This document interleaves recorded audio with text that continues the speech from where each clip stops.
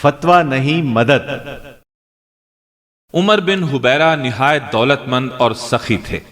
راہ گزرتے ہوئے ان کو ایک شخص نے روک لیا اور کہنے لگا، اے عرب کے امیر ترین شخص، میں حج کا خواہش مند ہوں۔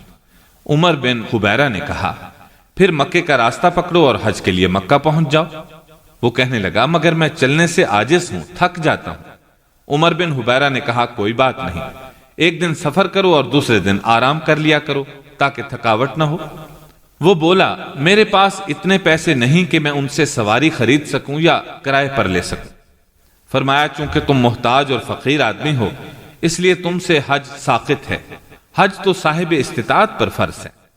وہ کہنے لگا، اے عرب کے امیر، میں آپ سے مدد طلب کرنے آیا ہوں، فتویٰ لینے کے لیے نہیں آیا۔ عمر بن حبیرہ بے اختیار مسکرا پڑے اور اسے 5000 درہم دینے کا حکم دیا۔